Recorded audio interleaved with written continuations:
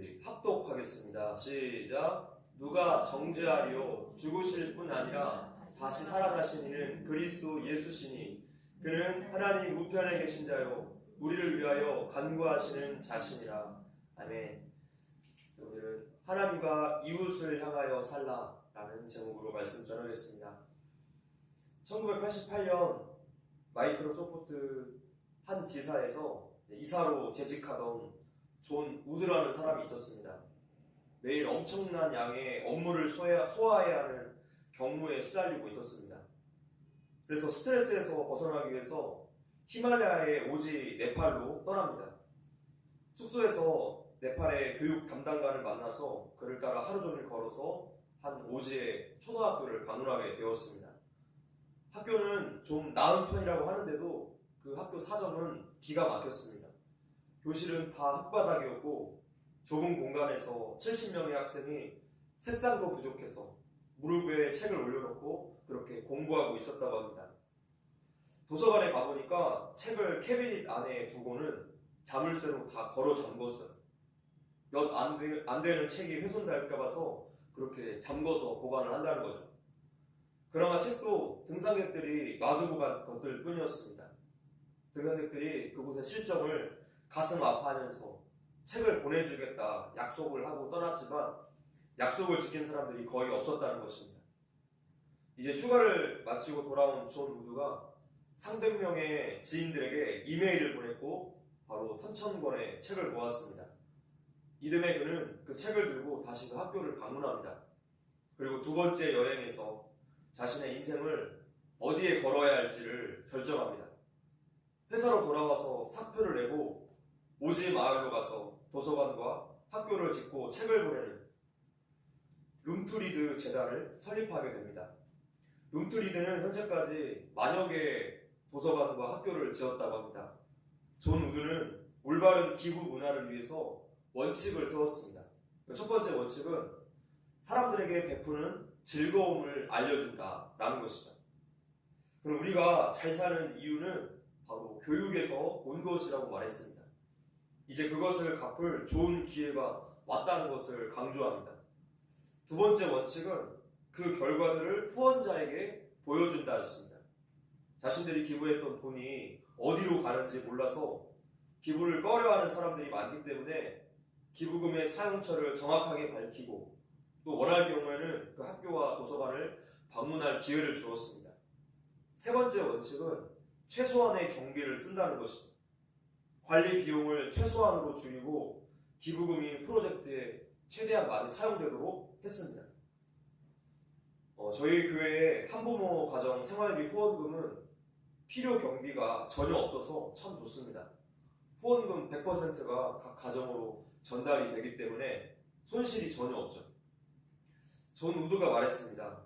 우리의 일은 스타벅스보다 훨씬 더 빨리 진행되고 있습니다. 스타벅스가 6년 동안 500여 개의 매장을 열었는데 우리는 그동안 3,000개의 도서관을 세웠습니다.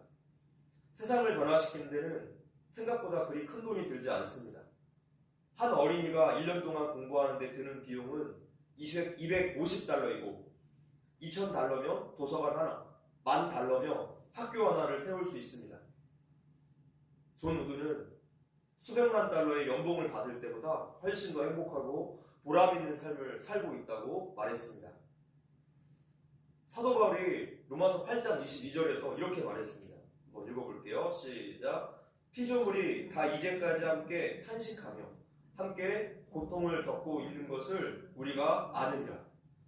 자, 여기에서 피조물들이란 자연과 동식물들 뿐만 아니라 사람들까지도 포함이 돼요.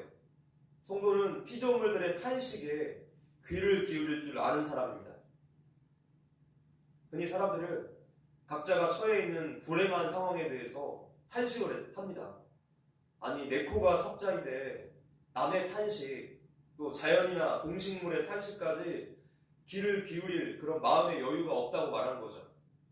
그런데 바로 그 이유 때문에 우리 삶이 더 황폐해집니다. 기부뿐만이 아니라 사업도 마찬가지입니다. 한 아기 엄마는 유기농 이유식 사업을 시작해서 아토피로 고통받는 모든 아기들에게 도움을 주었습니다. 피조물의 탄식에 귀를 기울인 한 방법이죠. 최근에 우리나라에 들어온 프리미엄 기저귀 브랜드 에브리 라이프라는 회사가 삶과 생명에 대한 깊은 신념을 가지고 있다고 합니다. 신앙, 가정, 또 생명의 존엄, 이렇게 세 가지 가치를 기업의 정신으로 삼고 요즘처럼 동성애로 가정의 근간이 흔들리고 또 낙태가 합법화되는 시대에 가정과 생명을 지키는 일에 동참하고 있는 그 귀한 기업입니다. 다른 사람들의 탄식, 또 자연과 동식물의 탄식에 귀를 기울일 때 오늘 나의 탄식은 자연히 멈추게 됩니다. 왜냐하면 하나님과 이웃들을 향해서 내가 살 때 나의 문제들은 하나님께서 돌보아 주시기 때문입니다. 제가 그것을 직접 경험했습니다. 제가 성감교회에 다시 와서 중이염 수술을 날짜를 잡아두고 잊어버릴 만큼 그때는 교회의 상황들이 너무나 급박하게 돌아갔고 또 예배를 중단하면 안 되었기 때문에 사역에 집중할 수밖에 없는 상황이었는데 하나님께서 그동안 공짜로 귀를 치료해 주셨어요. 너무나 자연스럽게 귀가 치료가 되어서 치료가 되었다는 사실조차도 모르고 지냈습니다. 대화가 잘 안 될 정도로 잘 안 들렸던 귀가 어느 날 제가 문득 깨달은 거예요. 작은 소리도 이제 잘 들리네. 이 사실을 인식하고 나서야 하나님께서 고쳐주셨구나, 하나님의 은혜구나 라는 것을 깨달았습니다. 하나님께서 하나님의 형상으로 우리를 창조하신 후에 복을 주시면서 이렇게 말씀하셨어요. 창세기 1장 28절입니다. 시작. 하나님이 그들에게 복을 주시며 하나님이 그들에게 이르시되 생육하고 번성하여 땅에 충만하라. 땅을 정복하라. 바다의 물고기와 하늘의 새와 땅에 움직이는 모든 생물을 다스리라 하시니라. 아멘. 자, 여기에서 다스리다에 해당되는 원어는 라다인데 군림하고 통치하다 이런 뜻이라기보다는 돌보다, 살게 하다 라는 뜻이에요. 하나님께서 우리에게 복 주셔서 생육하고 번성하고 땅에 충만하게 되었으니까 이제 다른 피조물들을 잘 돌보고 잘 살게 하라는 뜻입니다. 하나님의 창조 질서가 바로 여기에 있습니다. 돌보고 베풀고 살게 하는 그 마음으로 하나님의 질서 안에서 살라는 것입니다. 성도들을 향한 하나님의 뜻이 바로 여기에 있어요. 지난 시간 우리가 삼위일체 하나님의 그 완전하고 완벽한 구원의 사역을 어느 누가 막을 수 있겠느냐 라는 바울 사도의 5가지 반문 중에 3가지를 보았습니다. 바울의 3가지의 질문의 의도는 하나님께서 우리를 위하시고 우리를 사랑하시고 우리를 의롭다고 선언하셨다는 사실입니다. 이 사실을 기억하고 사탄의 모든 공격으로부터 맞서 싸우라는 거죠. 자, 그렇다면 오늘은 바울의 4번째 질문을 봅시다. 그 질문의 의도는 반문인데 이런 뜻이에요. 자신을 포함한 누구든 정죄하지 말라라는 뜻입니다. 34절 다시 한번 읽어볼게요. 시작. 누가 정죄하리요? 죽으실 뿐 아니라 다시 살아나신 이는 그리스도 예수시니 그는 하나님 우편에 계신 자요 우리를 위하여 간구하시는 자시니라. 아멘. 완전한 삶을 사시고 완전한 죽음을 죽으신 예수님께서 하나님 아버지 옆에서 우리를 변호하고 계시는데 왜 자신을 정죄하는가? 왜 또 다른 형제들을 정죄하는가? 라는 바울의 반문입니다. 사탄이 우리를 하나님의 은혜로부터 멀어지게 만드는 공격 방법은 바로 정죄하는 거예요. 먼저 자기 자신을 끊임없이 정죄해서 끝없는 우울감으로 몰고 들어가고 반대로 다른 사람을 정죄하면서 자신은 끝없이 교만해집니다. 자기 자신에 대한 정죄의 문제는 지난 시간 우리가 배웠던 것처럼 하나님의 예정과 칭의를 기억하고 그것을 선포하면서 싸워야 할 것입니다. 자, 그렇다면 오늘 우리가 다룰 것은 이웃에 대한 정죄의 문제예요. 우리가 하나님의 용서의 은혜에서 멀어지면 멀어질수록 우리는 이웃을 더 많이 정죄하게 됩니다. 용서와는 더욱더 멀어지게 되는 거죠. 내가 어느 날 유독 어떤 상대방을 많이 험담하고 미워하고 또 정죄하고 있다면 그만큼 내가 오늘 하나님과 멀어져 있구나, 이것을 깨달아야 합니다. 비판하는 것 그 자체를 하지 말라는 뜻이 아닙니다. 진리에 관한 것, 옳은 일에 관한 것도 우리는 진리를 말할 뿐 그들을 감정적으로 미워하고 정죄하는 일이 없도록 성령님의 도우심을 구하라는 것입니다. 우리는 선한 일을 하면서도 또 선한 말을 하면서도 마귀가 우리를 교만과 미움으로 넘어뜨릴 수 있기 때문에 우리가 미움으로 마음이 어두워져 있다면 하나님 앞에 다시 회개해야 할 것입니다. 로마서 2장 1절 말씀 읽어볼게요. 시작. 그러므로 남을 판단하는 사람아, 누구를 막론하고 네가 핑계하지 못할 것은 남을 판단하는 것으로 네가 너를 정죄함이니 판단하는 네가 같은 일을 행함이라. 가늠하다가 현장에 붙잡혀온 여인을 기억하십니까? 유대인들이 그 여인을 향해서 든 그 돌을 오늘 내가 들고 있지 않습니까? 오늘 보면 다시 보시면 누가 정죄하려 죽으실 뿐 아니라 다시 살아나신 이는 그리스도 예수시니 그는 하나님 우편에 계신 자요 우리를 위하여 간구하시는 자신이라. 예수님께서 지금 어디에 계십니까? 하나님의 보좌 우편에서 우리의 연약함과 우리의 죄의 문제를 가지고 하나님께 지금 열심히 중보하고 계시는데 그 시간에 우리는 남을 정죄하고 있습니다. 이것은 얼마나 배은망덕한 모습입니까? 지난주에 하나님의 사람 찰리 커크가 하나님의 진리를 두려움 없이 외치는 그를 미워하고 증오했던 사람들과 그 단체에게 죽임을 당했습니다. 그는 살아생전에 용서의 복음을 전했고 보복하기를 거절했습니다. 오직 진리만 외칠 뿐이었죠. 찰리 커크의 아내 에리카도 남편의 죽음 앞에서 무너지지 않았습니다. 그의 뜻을 이어가겠다고 추모 연설을 했습니다. 찰리 커크의 뜻을 이어가가는 미국과 한국의 청년들은 이제 복수와 혐오가 아니라 찰리의 가족들을 위해서 기도함을 선택했어요. 길거리에서, 또 학교 운동장에서, 건물 앞에서 둥글게 모여서 많은 사람들이 함께 기도하는 영상들이 많이 올라오고 있습니다. 지금 캠퍼스를 중심으로 미국 전역에 그 어느 때보다도 더욱 뜨겁게 기도가 회복되고 있습니다. 우리 한국교회도 하나님 앞에 이렇게 기도가 회복되고 회개 운동이 일어나기를 기도합니다.